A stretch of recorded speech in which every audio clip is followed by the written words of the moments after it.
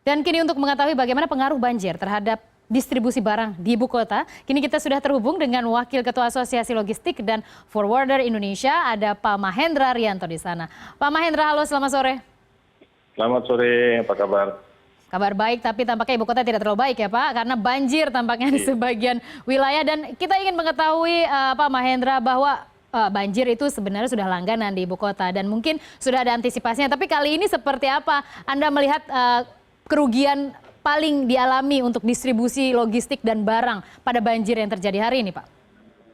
Iya, ini sepertinya kalau saya lihat nih banjir 5 tahunan ya. Ya. Karena curah hujan seminggu ini cukup tinggi. Dan dampaknya kepada jalur distribusi di ibu kota itu cukup parah juga. Karena dari kemarin sampai dengan hari ini, tadi pagi ya, itu kendaraan-kendaraan untuk distribusi ke retail kecil itu kita terganggu. Oke, silakan dilanjutkan Pak. Silakan dilanjutkan ya, dulu. Jalur utama kan sebetulnya yang lewat tol Jor dan sebagainya, terus kemudian jalur ke Priuk. Itu yang jalur truk-truk besar untuk melintas antar provinsi. Tapi jangan lupa kebutuhan harian yang ada di dalam kota untuk memenuhi retail kecil, warung-warung, pasar tradisional dan sebagainya itu jalan menuju ke sana itu terblok. Dan kemudian beberapa truk kita terjebak. Nah, ketika terjebak, itu air masuk ke dalam truk sehingga membuat rusak barang-barang yang ada di dalam truk. Nah, ini pertama menghambat posisi barang yang ada di dalam toko-toko itu. Kedua, juga menghambat jalur kebutuhan untuk hari berikutnya. Baik, Pak Mahendra. Berapa persen sesungguhnya dari aktivitas total distribusi, misalnya 100%, dengan adanya banjir hari ini, meskipun tadi ada menyebutkan intensitas seminggu belakangan, tapi berapa persen dari 100% aktivitas distribusi saat ini terpangkas menjadi hanya tinggal berapa persen karena banjir yang terjadi di ibu kota? Kalau kejadiannya seperti kayak tadi pagi, totali berhenti. Kita minta semua berhenti. Jadi 100% tidak ada distribusi? Iya, karena kami nggak mau ambil risiko barang rusak. Oke. Seperti itu. Sehingga pasti di pasar-pasar tradisional maupun di retail modern itu pun pasti terhambat barang-barang masuk ke sana gitu. Tapi mau gimana? Nggak bisa kita ngelawan alam ini. Karena kalau kita paksakan hancur semua nanti. Iya. Lebih baik kita tunggu 1 hari. Ya. Ya. Kalau memang ini turun, besok baru kita jalan. Kalau kita compare 1 bulan hanya 1 hari, saya pikir nggak begitu besar ya dampaknya. Berapa persen kira-kira, walaupun tidak besar, mungkin dalam kondisi bulanan berapa persen akan mungkin menambah beban biaya? Ya, kalau kita ambil 1 bulan 100%. Banjir ini katakanlah cuma 2 hari. Jadi 2/30 kali 100%.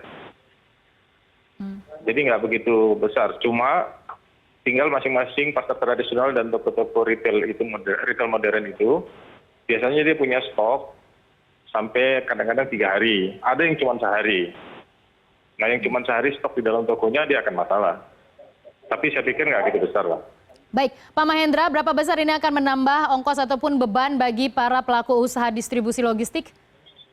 Ya, kalau kami karena harus mengirim ulang, jadi hanya biaya transportasi aja yang bertambah 1 atau 2 hari. Kita berdoa mudah-mudahan di hari-hari kemudian tidak terjadi seperti yang kayak kemarin dan hari ini. Karena itu yang ekstrim sepertinya. Baik, dan Anda sudah berkomunikasi dengan Pemda ataupun Pemprov dalam hal ini untuk mengantisipasi apabila nanti intensitas hujan masih saja tinggi ke depan? Ya, kami melalui kontak-kontak kami di asosiasi mencoba mengantisipasi. Tapi kalau yang namanya alam, kita nggak bisa duga ya Bu ya. Kami cuma nunggu informasi dari BMG. Baik. Hanya itu yang kita bisa lakukan. Dan BMG itu akurasinya 1 hari, 2 hari ke depan. Baik, Pak Mahendra, terakhir mungkin saya ingin tahu akibat biasanya bencana banjir seperti ini akan mengerek harga juga, karena kan suplai terganggu maka akan mengerek harga. Biasanya berapa persen mungkin? Kalau hanya 1-2 hari saya pikir enggak. Tapi kalau seminggu itu mungkin tinggi Bu. Itu bisa 20-30% kalau sampai seminggu ya. Satu, kedua kalau ini jalur juga terhambat sampai ke wilayah-wilayah Jawa Barat namanya. Kayak ada yang longsor-longsor segala macam, itu mungkin agak lebih berat karena yang longsor jalannya itu kan perlu diperbaiki. Contoh kasus yang Cipularang ya, Cipularang kita kan nggak bisa lewat jalan tol, kita harus keluar di Cikamurang apa di mana itu, baru masuk lagi tol di setelah Padalarang.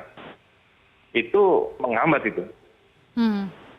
Begitu. Dan kami ada tambahan sekitar 15% itu biaya keluar dan masuk lagi dan macetnya.